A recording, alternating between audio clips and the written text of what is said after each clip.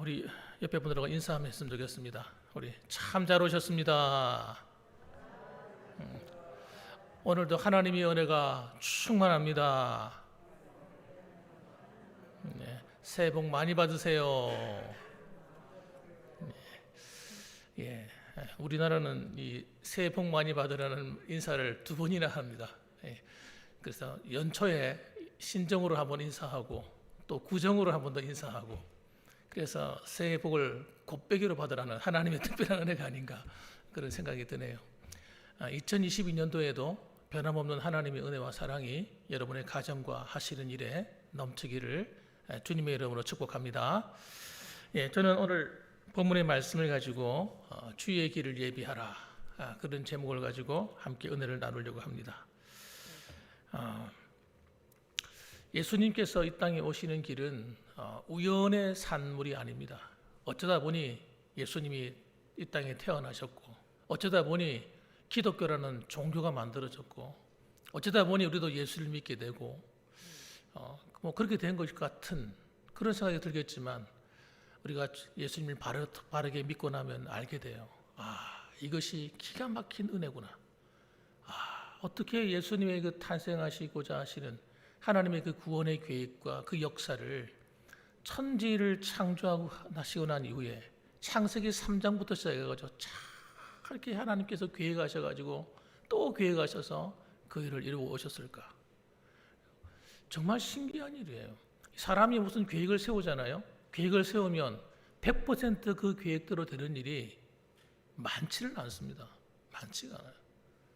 저 개인의 삶만 보아도 내가 어떻게 하나님의 앞에서 살아간다고 하지만 내가 계획된 대로 100% 되는 일은 거의 없는 것 같아요. 거의 없는 것 같아요. 항상 뭐가 모자라고 또 잘 안 되기도 하고 이런 것인데, 하나님이 계획하신 그 계획의 역사는 어떻게 이렇게 착오가 없이 하나님이 말씀하신 대로 그렇게 이루어져 왔을까? 이게 너무너무 신기한 거예요. 어떻게 그렇게 될 수 있지? 마치 세월이 그냥 흘러가는 것 같고 시간이 그냥 흘러가는 것 같은데 그냥 흘러온 세월이 아닌 거예요. 하나님은 철저하게 계획하셔서 때가 참에 예수님을 이 땅에 보내시는 것입니다. 때가 참에. 예수님이 이 땅에 오실 때는 여러분, 모든 역사가 그리고 모든 환경들이 주님이 다 오셔서 복음의 꽃을 피울 수 있도록 준비가 다 된 상태에서 오신 거예요. 그 지구본을 여러분 가져와서 지구 역사, 여러분 세계 지도를 가져와서 딱 펴놓고 한번 보십시오. 보시면 예수님이 오셨을 당시, 그 당시에는 여러분 오리엔트 문명이라고 그래가지고 또 그런 문명들이 발전을 했어요. 그리고 그 시대에 보면은 또 그 헬라어라고 하는 이 알파벳이죠. 헬라어 알파벳이죠. 헬라어로 된 그런 단어들이, 그런 말이 굉장히 전 세계적으로 유행을 했습니다. 그리고 언어가 그 당시에 그 주위가 통일이 되어 있었어요. 왜냐하면 로마가 세계를 제패했기 때문에. 그래서 복음을 전하면 복음이 쉽게 전해질 수 있는 언어 자체가 준비되어 있었고, 또 로마라고 하는 나라가 강력한 나라가 있어서 그 나라를 통해서 무슨 문화든지 무엇이든지 일단 전파될 수 있는 도로가 아주 잘 닦여 있었습니다. 그들이 군사적으로 세계를 다스려야 하니까 나라마다 연결하는, 도시마다 연결하는 도로들이 아주 잘 갖춰져 있었어요. 그리고 그 당시에 유행했던 말이 있잖아요. 모든 길은 어디로 통한다고? 로마로 통한다. 그런 말이 있을 정도로 세계가 그렇게 다 복음이 전파될 수 있는 준비가 다 되어 있었어요. 게다가 예수님이 탄생하신 그곳이 갈릴리잖아요. 유다, 이스라엘이잖아요. 이스라엘 베들레헴에 태어나셔서 갈릴리에서 자라셨잖아요. 그런데 그 지역이 어떤 곳이냐면 세계의 한복판이에요. 그래서 위로 올라가면 유럽이고, 오른쪽으로 가면, 여러분 보는 데 오른쪽으로 가면 아시아고, 밑으로 내려가면 아프리카예요. 이집트가 있고, 이집트가 북아프리카이지 않습니까? 그 밑으로 가면 아프리카로 내려가는 거예요. 이디오피아부터 해가지고 쭉. 그러니까 복음이 전해지면 동시다발적으로 전 세계로 확 퍼지도록 그렇게 만들어지는 거예요. 너무 기가 막힌 거죠. 기가 막힌. 때가 참에 주님이 오신 겁니다. 그런데 예수님이 이 땅에 오실 때에 이분이 예수님이라고 하는 것을 알려주기 위해서 하나님께서 또 한 가지를 준비하셨는데, 그것이 뭐냐면 예수님이 오시는 길을 준비하는 한 사람이 반드시 태어나야 되는 거예요. 그 사람이 태어나서 예수님이 오심을 준비시켜야 되는데, 바로 그 사람이 누구냐? 세례 요한인 것입니다. 세례 요한. 그래서 이 세례 요한은 메시아가 오셨다는 것을 알리는 공식적인 선포와 같은, 그런 마치 오페라의 서막을 여는 것과 같은 그런 일을 하시는 그런 분으로 태어나신 거예요. 그래서 세례 요한의 등장은 역사 속에 드디어 예수님이 이 땅에 태어났다, 드디어 메시아가 오셨다 하는 것을 알리는 그런 사자후와 같은 것이었던 것입니다. 자, 2절 말씀을 한번 보십시다. 2절 말씀. 이것이 또 성경에 예언이 되어 있는데 이렇게 예언되어 있어요. 선지자 이사야의 글에 보라, 내가 내 사자를 네 앞에 보내노니 그가 네 길을 준비하리라. 선지자의 이사야의 글에 예언을 해놓으신 거예요. 예수님이 이 땅에 태어나기 전에 바로 앞에 그의 사자가 와서, 이 사자는 어흥하는 동물 사자가 아닙니다. 사신이라면 사신. 왕이 갈 때, 그 어떤 나라의 왕이 갈 때 왕을 앞서서 사자를 먼저 보내요. 왕이 오실 것이니까 준비를 하십시오 하고, 바로 그 사자를 말하는 것입니다. 그가 네 앞에 보내노니 그가 네 길을 준비하리라. 그리고 3절 말씀 보세요. 그분의 특징을 설명을 합니다. 광야에 외치는 자의 소리가 있어 이르되 너희는 주의 길을 준비하라, 그의 오실 길을 곧게 하라. 기록된 것과 같이, 이렇게 말했어요. 기록된 것과 같이는 맞는 구약 성경에 예언되어 있는 것과 같이, 이런 말씀이거든요. 그분의 특징이 뭡니까? 광야에 외치는 자의 소리예요. 광야에서 외친다는 그분은 특징이, 그 세례 요한의 특징이 뭡니까? 광야에 외치는 자의 소리예요. 그리고 예수님께서 이 땅에 오신 것을 예언하셨을 뿐만 아니라 그분이 이 땅에 오셔서 하셔야 될 사역까지도 구체적으로 예언했던 사람이 누구냐면 이사야 선지자입니다. 그래서 다른 선지자가 기록하지 않았던 예수님이 앞으로 이루어져 가야 할 굉장히 중요한 사건을 핵심을 탁 집어서 기록했는데, 그것이 바로 이사야서 53장 이야기예요. 그가 찔림은 우리의 허물과 죄악의 인함이라는 그런 말씀이 되어 있잖아요. 그가 채찍에 맞음으로 우리가 나음을 입었다, 그런 말씀들. 그래서 예수님이 메시아가 이 땅에 오는 것은 여러분 우리의 죄로부터의 구원이라고 하는 것을 이미 예언을 해놓으셨던 거예요. 그런데 그 일을 위해서 광야에 외치는 자의 소리가 그 부분을 집중적으로 선포하도록 되어 있는 겁니다. 이사야 40장 3절 보니까 또 예언되어 있는데, 외치는 자의 소리여 이르되 너희는 광야에서 여호와의 길을 예비하라, 사막에서 우리 하나님의 대로를 평탄케 하라, 그렇게 했어요. 그러니까 평탄케 하긴 한 작업을 하는데 어떻게 평탄케 하느냐? 사람들의 마음을 낮추는 거예요. 높아져 있는 마음. 주님이 오시면 받아들여야 되는데 받아들이지 못할 정도로 마음이 교만해져 있고 높아져 있고 죄악 가운데 있는 그들의 마음의 밭을 내려앉혀가지고 평탄시키는 작업. 그 길로 주님이 오시는 거예요. 그 길로. 그래서 그 이야기가 바로 4절과 5절에 나와 있습니다. 우리 같이 한번 읽어봅시다. 이번에는 같이 한번 읽어볼게요. 읽어봅니다. 시작. 세례 요한이 광야에 이르러 죄 사함을 받게 하는 회개의 세례를 전파하니 온 유대 지방과 예루살렘 사람이 다 나아가 자기 죄를 자복하고 요단강에서 그에게 세례를 받더라. 아멘. 그래서 이 광야에 외치는 자의 소리가 하는 것은 뭐라고요? 평탄케 하는 작업인데, 눈에 보이는 길을 평탄케 하는 것이 아니고 사람의 마음에 울퉁불퉁한 마음, 그런 마음들을, 교만해 있는 마음들, 높아진 마음들을 낮추어서 평탄하게 만들어서 하는 작업이에요. 그건 어떻게 하느냐? 회개케 하는 방법으로만 가능한 거예요. 그 사람들의 마음에 주님이 오시는데 어떻게 오셔요? 회개해서 자기 자신을 낮추어서 자기 죄를 차복하는 그 사람들의 마음 속에 주님께서 임하신다는 거예요. 이야, 기가 막힌 말씀해 주지 않아요? 그래서 사람들이 정말 이 세례 요한이 하나님 말씀을 전파하는데 강력한 전파를 했어요. 강력한 회개를 촉구했어요. 그리고 회개 얘기하면 사람 듣기 싫잖아요. 귀를 막고 아우 듣기 싫어. 이 사람 툭하면 죄야 죄. 이럴 텐데 그 당시에 사람들의 마음이 너무 갈급해져 있는 거예요. 너무 갈급해. 나라가 이방 나라에 빼앗겼죠. 왕권도 다른 이방인이 차지하고 앉아 있죠. 그리고 정말 신앙의 지도자들을 믿어야 되는데 신앙의 지도자들이 자기 직분을 사고 팔고 믿을 수가 없고 신뢰가 안 가는. 그러니까 그들이 영적으로나 육신적으로 믿고 의지할 바가 없는. 게다가 경제적으로 너무 힘들고. 그러니까 그들의 마음속에는 뭐가 있어요? 하나님을 사모하는 마음이, 하나님의 나라를 사모하는 마음이 굉장히 커져 있었던 거예요. 그래서 주님 제발 좀 오시옵소서. 주님 약속하신 그 성경에 예언하신 대로 우리의 왕이신 예수님이 이 땅에 오셔가지고 우리를 제발 여기서 해방시켜 주십시오. 그런 마음들이 굉장히 많았던 것입니다. 그래서 이 세례 요한이 복음을 전하기에 앞서서 회개의 복음을 전할 때에 사람들의 마음이 정말 하나님 앞에서 정말 갈급한 영혼들은 와서 정말 자기 죄를 고백하고 회개하고 하나님께로 돌아오기 시작했습니다. 그것이 바로 놀라운 세례 요한의 사역이었던 것입니다. 그래서 자신의 죄를 고백하는 운동이 이 당시에 이스라엘 전체에 번져갔어요. 마치 불길이 번지듯이 막 번져갔습니다. 그래서 어떤 사람들은 생각했습니다. 야, 저분이 혹시 메시아가 아닐까? 저분이 우리가 고대하던 그분이 아니냐? 하는 그런 생각도 한 분들이 상당히 많습니다.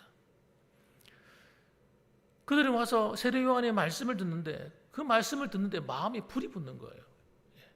마음에 불이 붙어.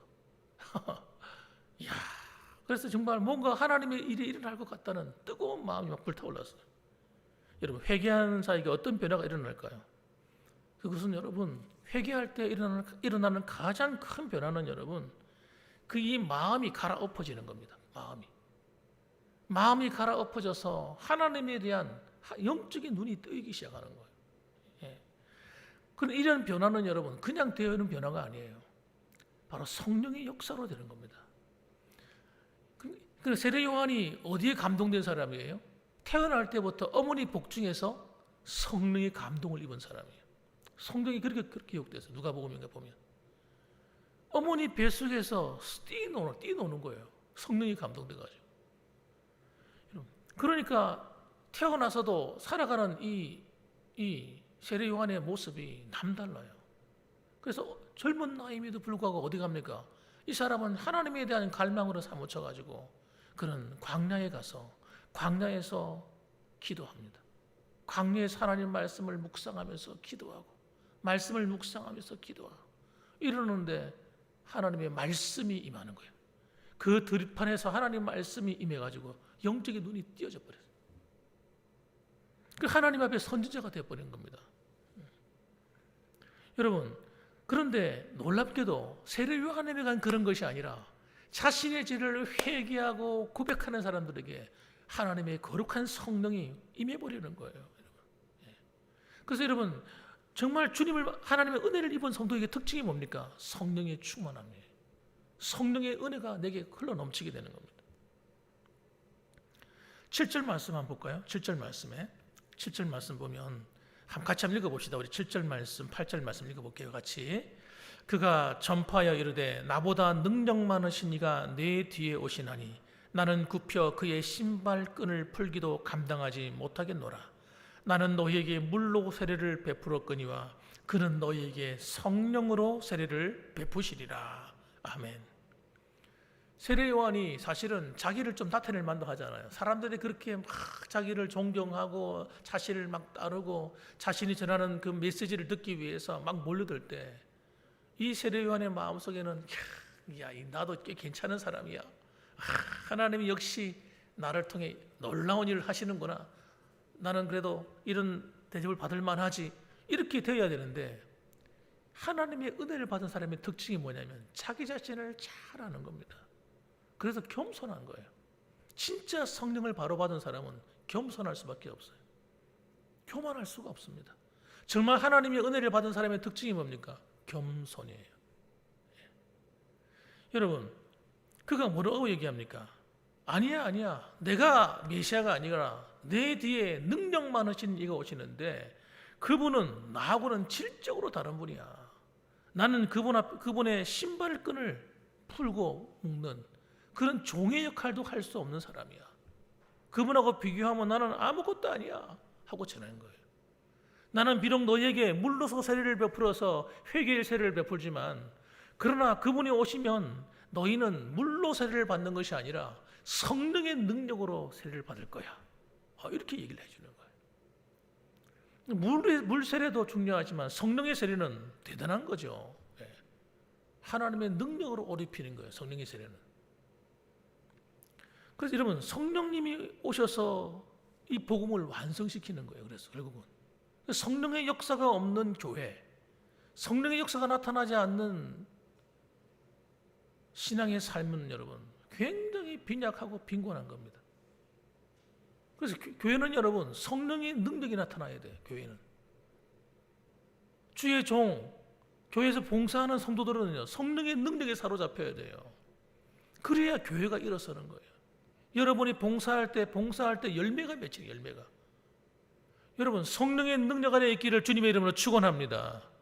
이건 여러분 특별한 사람에게 주는 게 아니에요. 성령의 능력은 예수 그리스도를 믿는 모든 사람들에게 하나님이 다 주시겠다고 예언하신 거예요.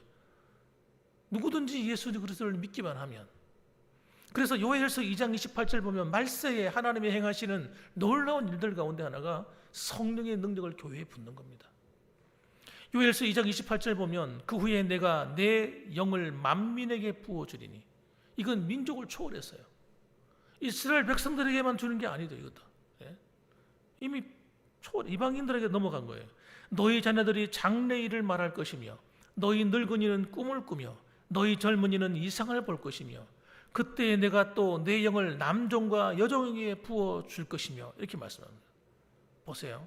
나이도 초월합니다. 청년들, 젊은이들, 그 다음에 아비들, 그 다음에 늙은이들, 나이가 든 할아버지에게도 하나님의 성령의 능력이 임하는 거예요. 마치 시몬같이 그런 분에게 임하는 것처럼.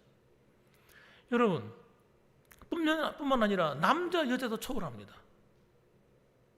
주로 보면 성령의 능력을 받는 보면 구약에 보면 좀 남자들이죠. 남자들. 그런데 이미 구약 성경에서 이미 이스라엘 민족을 초월할 걸 얘기했고, 그 다음에 여러분 나이를 초월할 걸 얘기했고, 심지어는 남자와 여자를 초월해서 성령이 임하는 거예요. 그러니까 여러분 이렇게 부어주신 성령의 은혜를 못 받으면 그게 잘못된 거죠. 안 그렇습니까? 주님 약속한 것이니까. 그래서 주님께서 말씀하셨어요. 사도행전 1장 8절에 보면 자기 12제자를 그들을 불러서 모아놓고 얘기했어요. 너희들은 이 예루살렘을 떠나면 안 돼. 떠나지 말고 요엘서 2장에 약속한 이 성령의 능력을 받아야만 너희가 하나님의 일을 할 수 있어. 이 성령의 능력을 받을 때까지, 아버지가 약속한 것을 주실 때까지 여기서 기도해. 그래서 그 말을 듣고 제자들이 어떻게 합니까? 모여가지고 전심으로 기도하지 않습니까? 하나님께서 약속하신 그 성령을 우리에게 부어달라고 막 기도합니다. 여러분 기도는 우리에게 필요한 것을 막 기도할 수도 있지만 성령의 약속하신 약속을 붙들고 가는 기도는요 정말 파워풀한 거예요. 하나님 반드시 응답할 수밖에 없는 거예요. 왜? 그분 자신이 약속한 것이기 때문에. 그래서 모여서 기도하는데 언제 주실 줄 알아야지.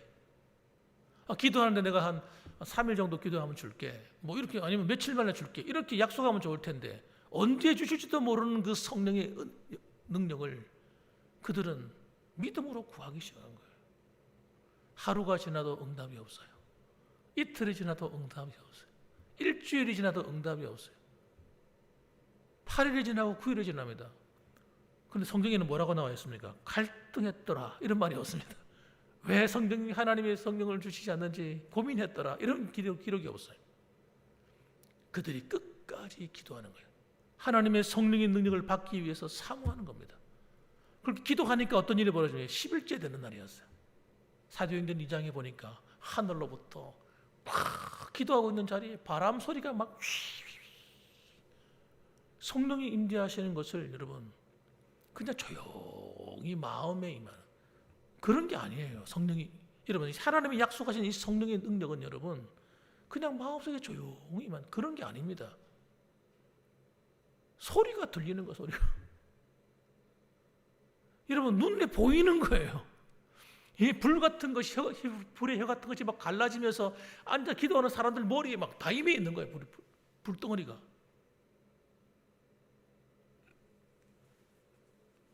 여러분, 그래서 성령의 충만함을 받는 것은 여러분 본인이 느껴질 수 있고 다른 사람도 알게 돼요. 이 정상적인 거예요. 그래서 사람들이 어떤 성령의 역사를 성령 충만이라고 말하냐면 자꾸만 마음에 내재하시는 성령을 예수님 믿을 때 내 안에 오시는 것을 성령 충만이라고 말하는 거예요. 그건 아니에요, 여러분.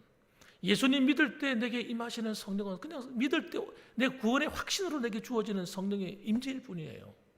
그것 가지고는 여러분 하나님의 능력을 나타낼 수가 없어요. 그걸 갖다가 잘못 가르치는 목사님들이 너무 많아요. 그렇지 않습니다, 여러분. 성령의 능력을 경험해 본 사람은 알아요. 성령이 불이 임하는데 가만히 앞에 받을 수 없어요. 뜨거워가지고 막 뒹굴뒹굴 구르는데요.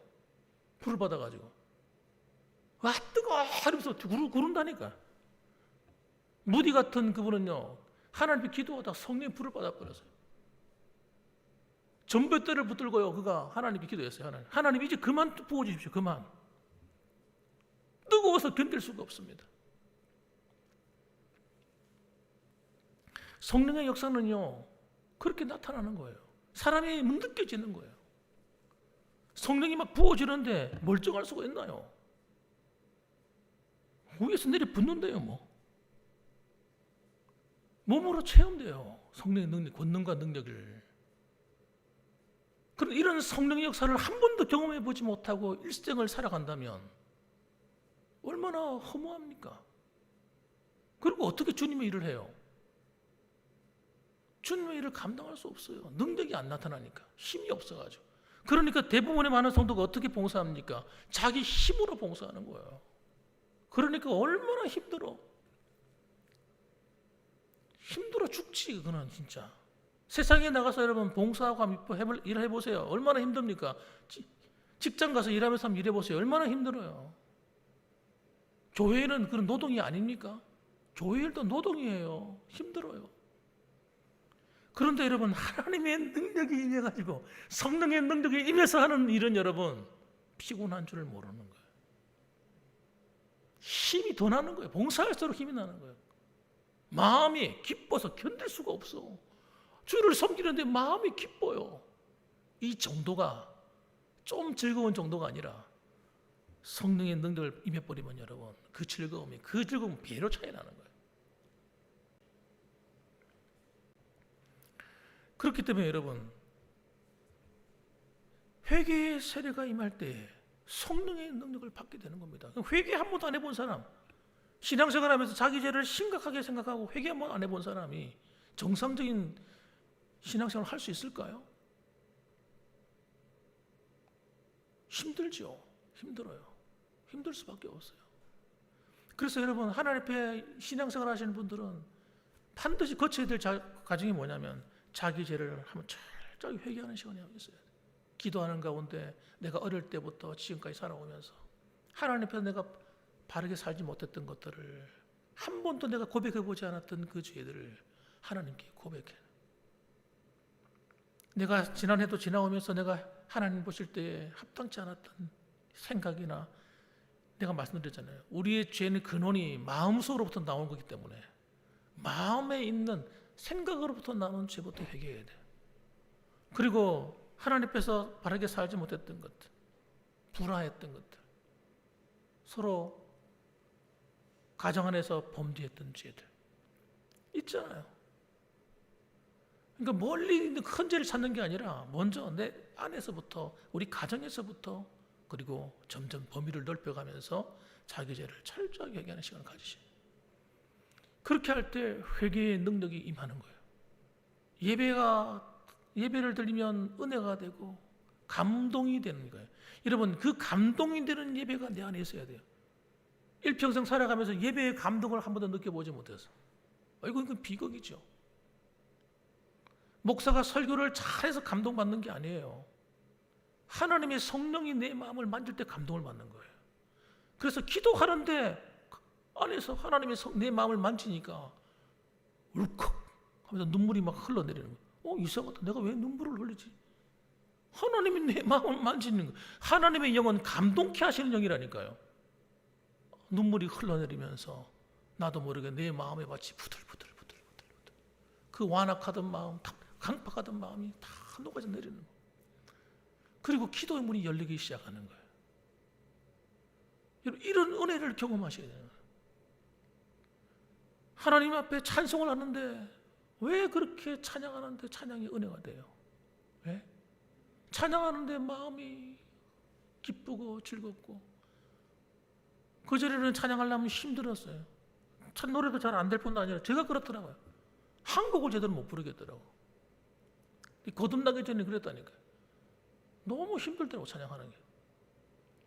그런데 여러분, 하나님의 성령의 능력이 임하면요, 어떨 때는 찬양하다가 어떨 때는 화음을 넣었다가 마음이 기쁘니까 찬양하고 싶어가지고 막 사람이 아무도 없을 때 혼자 교회 와서 찬양하는 거예요.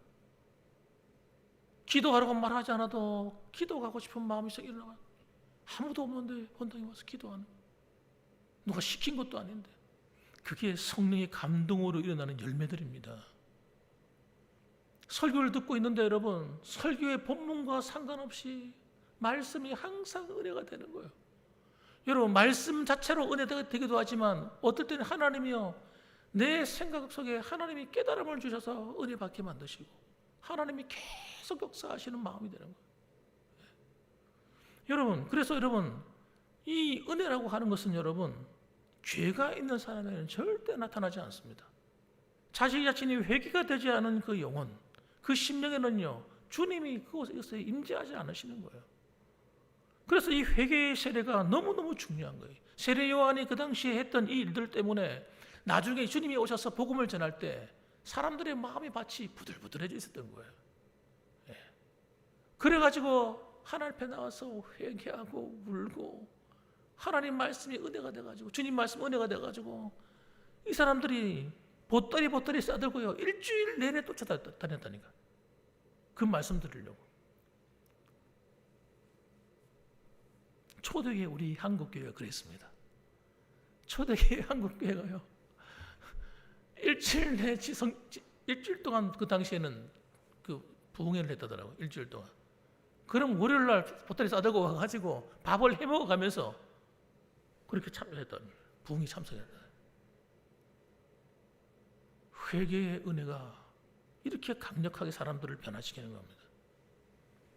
그래서 여러분, 이 세례 요한의 이 광야에 외치는 이 소리는 여러분, 예수님이 오심을 정확하게 나타내는 가장 중요한 메신저였던 것입니다. 그래서 여러분, 우리 결론적인 말씀 생각해 봅시다. 마지막으로 한번 결론적으로 한번 생각해 봅시다. 열처녀의 비유를 보게 되면 다섯 처녀가 등장하는데, 다섯 처녀는 주님의 재림을 준비하고 있습니다. 이걸 혼인잔치로 비유를 했어요. 혼인잔치가 뭐예요? 앞으로 주님과 우리가 만나는 그날에 일어날 사건이에요. 공중에서 주님을 만나 우리가 변화되어 가지고 새로운 몸을 입고 주님과 만나는 그날을 혼인잔치에 비교한 거예요.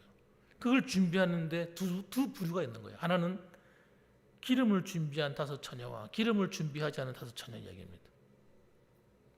주님이 점점 밤이 깊어옵니다. 역사의 밤을 말하는 거죠. 점점 밤이 깊어오는데 주님, 신랑 대신 그분이 올 때가 다 된 거예요. 그런데 다섯 처녀가 깨달은 거예요. 우리가 기름을 좀 덜 준비했다. 어떡하지? 기름이 다 떨어져 가는데, 이 불을 밝히고 있는데 불이 점점 꺼져가는 거예요. 그래서 얘기하는 겁니다. 옆에 있는 다섯 처녀에게, 야, 우리 기름 좀 나눠줘. 그러니까 기름을 준비한 다섯 처녀가 하는 이야기가, 야, 기름을 나눠주고 나면 우리도 지금 기름이 다 떨어져 버려. 그러니까 그러지 말고 빨리 가서 준비를 해. 꺼지기 전에 빨리 준비해. 그래가지고 불이 꺼져가니까 기름 준비하러 갔다 올게요. 기름을 사러 나간 거예요. 그런데 기름을 사러 간 그 사이에 신랑이 와버린 겁니다. 신랑이 오고 난 다음에 문이 닫혀버렸어요. 왔더니 벌써 신랑은 와가 잔치는 벌어졌고 문은 닫혔고 안 들여보내주는 거예요. 그 이야기가 열천녀 비유입니다, 여러분. 여기서 가장 중요한 건 뭐냐면 기름이 아닙니다. 준비입니다, 준비. 사람들은 그걸 성령의 기름이고 뭐 같은 이런 아니 그런 의미가 아니에요. 거기서 가장 중요한 것은 주님이 오실 때를 준비하는 겁니다. 그래서 그게 마태복음 25장에 보면 이렇게 기록했어요. 그 문이 닫히고 난 다음에 그 후에 남은 자녀들이 와서 이르되 주여 주여 우리에게 열어주소서 하고 두드리니까 하는 이야기가 뭐라고 하느냐면 대답하여 이르되 진실로 너희에게 이르노니 내가 너희를 알지 못하노라 하였느니라 그랬어요. 주님이 나 너희 모르겠어. 그리고는 여러분 한 말씀 이렇게 합니다. 그런즉 깨어 있으라 너희는 그날과 그때를 알지 못하느니라. 어느 때 주님이 오실지 모르니까 이 마지막 때는 어떻게 하는 거예요? 깨어서 기다려야 된다. 그렇게 말씀하셨어요. 우리가 깨어 있어야 됩니다. 이 마지막 때는요 정신없이 막 세상에 막 흐름에 이렇게 살아서는 안 됩니다. 지금은. 그러면 도대체 어떻게 깨어 있어야 됩니까? 세 가지로 깨어 있어야 돼요. 간단하게 말씀드려요. 첫째는 영적으로 깨어 있어야 돼요. 말씀과 기도로 거룩하여집니다. 이런 말씀이었습니다. 성경에 보게 되면 여러분 우리가 말씀과 기도로 깨어 있는 겁니다. 말씀과 기도로 깨어 있어야 돼요. 하나님 말씀으로 깨어 있다는 말은 무슨 말이냐면 말씀을 읽고 듣는 것뿐만 아니라 그 말씀대로 사는 삶까지 포함되는 거예요. 그래서 우리는 보통 생각해요. 하나님 말씀을 읽고 듣는 거는 그래 열심히 해야지 이렇게 하지만 그 말씀대로 사는 것에 대해서 말씀을 지키는 것에 대해서는 잘 관심이 없어요. 정말 중요한 게 뭔지 아세요? 순종하는 겁니다. 하나님이 말씀하신 대로 순종하는 거예요. 그게 능력이에요. 그게 거룩이에요. 거룩하는 것은 여러분 죄를 하나도 안 짓는 거야 이게 아니라 여러분 하나님 말씀대로 사는 게 거룩이에요. 여러분 하나님 말씀대로 살 때 하나님으로부터 보호를 받아요. 이걸 잊으시면 안 돼요. 하나님 말씀대로 사는 삶이 없으면요 죄송합니다. 하나님이 그를 보호해 주지는 않습니다. 연단의 과정으로 넘어가 버려요. 힘들어요 그렇게 살면. 그래서 하나님 말씀대로 안 사는 성도가 늘 고난을 받아. 힘들어. 연단을 계속 받는 거예요. 그 다음에 여러분 그렇기 때문에 깨어 있어야 됩니다. 둘째로는 여러분 이 광야 같은 세상에서 외치는 자의 소리가 돼야 됩니다. 주님 오심을 준비하는 것 중에 가장 중요한 거예요. 이거는 나만 천국에 들어가면 안 돼요. 다른 사람을 방황하는 영혼들에게 복음을 전해서 그들도 함께 들어가야 돼요. 우리는 그 사명이 있는 교회에 주신 사명. 주님의 초림과 주님의 재림은 그 차이가 있습니다. 우리는 그래서 교회가 반드시 복음을 전하는 일에 관심을 가져야 됩니다. 그것을 위해서 먼저 기도를 해야 돼요. 왜? 우리 힘으로 안 되니까. 전도하는 게 우리 힘으로 되면 내가 막 가서 뛰어다니면 되지. 바쁜데 빨리 전도하자. 그런데 해보셨잖아요. 전도 안 해보시면 없잖아요. 한 번씩은 다 해봤지. 사람들이 알았어 오케이 내가 갈게 이러던가요? 알았어요. 알았어. 언젠간 갈게요. 귀찮으니까 대충 오물부리고 안 오잖아요. 여러분 영혼을 변화시키는 것은 우리의 힘과 능력으로는 안 됩니다. 그래서 기도로 준비해야 돼요. 기도해 놓으면 하나님이 일하십니다. 성령께서 문을 여시는 거예요. 그래서 여러분 우리가 복음을 전하는 것은 여러분 기도로부터 출발합니다. 내 주변에 있는 사람들 무엇보다 우리 봉황교회는 여러분 군의군에 대한 사명이 있는 교회입니다. 그래서 군의를 위해서 기도하시니 하나님 군의를 복음화시켜 주시옵소서. 할렐루야. 이왕이면 그렇게 기도하셔야 돼요. 이왕이면 따라합시다. 하나님 우리 민족을 복음화시켜 주시옵소서. 할렐루야. 그렇게 기도해 주야 우리 소보면 우리 옆에 지야 이러고 있으면 안 되는 거예요. 그건 너무나 당연한 것이고 우리 민족까지도 복음화시켜야죠. 그런 꿈을 가져야죠. 뿐만 아니라 따라합시다. 온 세계를 복음화시켜 주시옵소서. 그렇게 기도로 준비하셔야 돼요. 그래서 여러분 하나님 온 세계를 복음으로 구원하는 일에 우리가 동참하기를 원합니다. 그래서 우리가 성경검하고 선교사들을 돕고 하자는 거예요. 그렇게 기도로서 하면요, 하나님이 희한한 일을 행하시는 거예요. 그걸 여러분 보십시오. 세 번째로는 여러분, 회개의 세례를 베풀어 줘야 됩니다. 회개할 때 모든 죄가 사함받고, 회개할 때 내 영혼이 먼저 거룩해지고, 회개할 때 사람이 변화가 일어나요. 새 사람이 되는 거예요. 회개할 때 성령의 능력으로 충만해집니다. 아무리 주여 성령의 충만 주시고 이렇게 기도한다 해서 회개 충만이 오는 게 아니에요. 회개하지 않고 내 안에 더러움이 있는 사람은요, 성령의 충만함이 일어나지 않습니다. 그래서 중요한 것은 하나님 앞에 나 자신을 날마다 십자가의 보혈로 씻어 거룩하게 하는 겁니다. 여러분, 그래서 회개의 세례를 베푸는 것은 나 자신부터 일어나요.